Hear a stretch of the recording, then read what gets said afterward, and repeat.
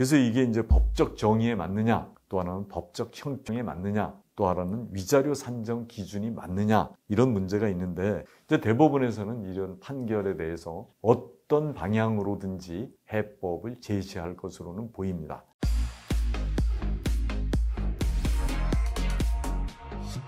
안녕하세요. 행복한 상속의 홍순기 변호사입니다. 이번 시간에는 그동안 언론에 많이 보도가 됐던 문제인데, 태원 노소영 이혼 사건, 거기에서 재산 분할 판결 관련해서 세 가지 법률적인 문제점에 관해서 좀 말씀을 드리겠습니다. 아직까지 구독자가 아니시면 구독, 좋아요 눌러주시면 큰 힘이 되겠습니다. 우선 이번에 최태원 SK그룹 회장하고 노태우 전 대통령의 딸 노소영 씨 간의 이혼 항소심 재판이 끝이 났습니다. 재산 분할만 거의 1조 4천억 원에 가깝고, 그 다음에 위자료가 20억 원이 되면서 여러 가지 문제점이 법률적으로는 노출이 됐다고 생각이 되는데요. 그래서 이번 판결이 과연 판결의 기초가 되는 법의 원칙이 뭐냐, 여기에 대해서 이제 세 가지 정도로 문제점을 한번 추려봤습니다. 우선 첫 번째는 대통령 개인의 비자금이 과연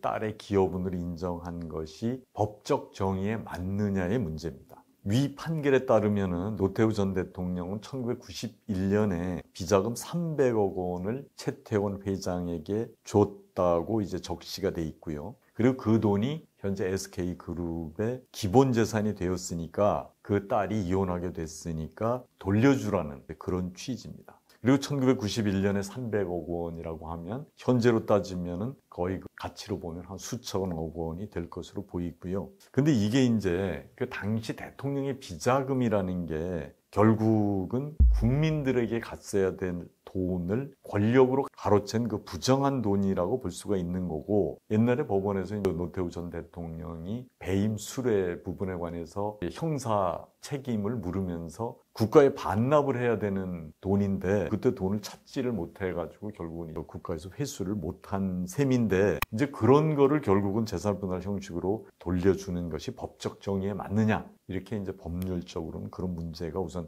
있습니다. 그다음에 두 번째로는 이번에 재산 분할이 법적 형평에 맞느냐의 문제입니다. 이혼 시의 재산 분할이라는 게 우선 첫 번째는 공동재산에 대한 기여 문제를 따지는 거고, 그 다음에 두 번째는 이혼 후에 생계 유지의 필요성, 거기에 얼마나 돈이 필요하냐, 이 두 가지를 따져서 이 형평에 맞게 분할하는 이제 형평의 원칙이라는 게 사실은 가장 중요합니다. 그런데 이 판결은 노태우 전 대통령이 SK그룹에 여러 혜택을 줬다, 이거를 근거로 해서 기여를 인정을 했습니다. 여기에 대해서 최 회장은 뭐라고 반박을 했냐면, SK가 이동통신 사업에 진출한 게 노 전 대통령 퇴임 이후고, 그 다음에 퇴임하자마자는 이제 구속이 되기도 했었고, 그 다음에 병석에 오랫동안 있기도 해서 혜택을 줄 만한 힘이 없었다, 이렇게 주장을 했습니다. 근데 이제 그건 받아들여지지가 않았고, 또 하나 이제 최 회장 일가가 기여한 거는 거의 인정이 되지 않았는데요. 이제 그러다 보니까 최 회장이 형제자매들한테 준 돈도 전부 다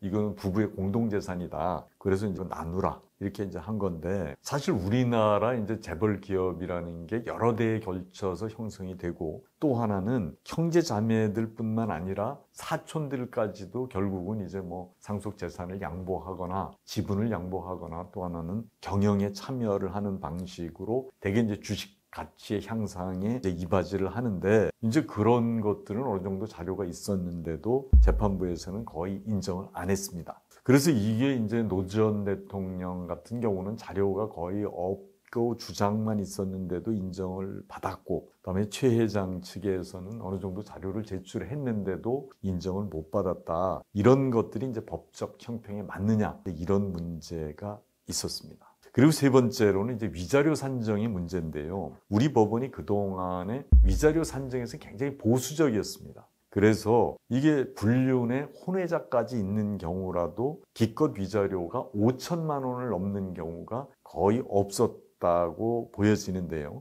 근데 이제 갑자기 위자료가 20억 원이다. 이 부분에 관해서도 그러면 이제 위자료라는 것이 돈이 많은 경우는 위자료도 많아지느냐? 이제 이런 문제가 있고요. 그 다음에 위자료 결정이 물론 법원의 재량이긴 하지만 이게 어느 정도 일정한 한계가 있는 게 아니냐? 이런 지적도 있습니다. 그리고 이제 2015년에 헌재에서 결정한 걸 보면 이제 간통행위라는 게 결국 사회적 비난이 상당히 낮아졌고 세계적으로도 간통죄가 폐지되고 있다. 그리고 이제 영미권을 비롯해서 세계 많은 나라에서 지금 불륜에 대한 정신적인 피해 배상은 사실상은 없어졌습니다. 이런 그 위자료라는 개념이 없는데 이래서 이제 이번 판결에서 한 위자료 결정 그게 이제 과도해 보이는데 이게 법적 안정성의 측면에서는 여러 가지 이제 앞으로도 법원에서도 부담으로 작용할 수 있다. 이런 그 문제가 있습니다. 그래서 이게 이제 법적 정의에 맞느냐, 또 하나는 법적 형평에 맞느냐, 또 하나는 위자료 산정 기준이 맞느냐 이런 문제가 있는데 결국은 이것은 이제 대법원에서 어떤 해법을 제시하게 될지가 상당히 이제 주목이 되는데요. 이제 대법원에서는 이런 판결에 대해서 그리고 이제 법적 정의나 형평 이런 문제에 대해서 어떤 방향으로든지 해법을 제시할 것으로는 보입니다. 그래서 이제 그런 것이 앞으로 여러 가지 다른 판결에도 영향을 줄 것이다. 이렇게 이제 생각이 됩니다. 이상 영상이 유익하셨다면 구독, 좋아요 부탁을 드리겠습니다. 그리고 다음 시간에는 지금 유류분 소송에서 기여분을 인정한 거의 유일한 대법원 판례입니다. 그걸 이제 대법원 판례를 중심으로 해서 말씀을 드리겠습니다. 감사합니다.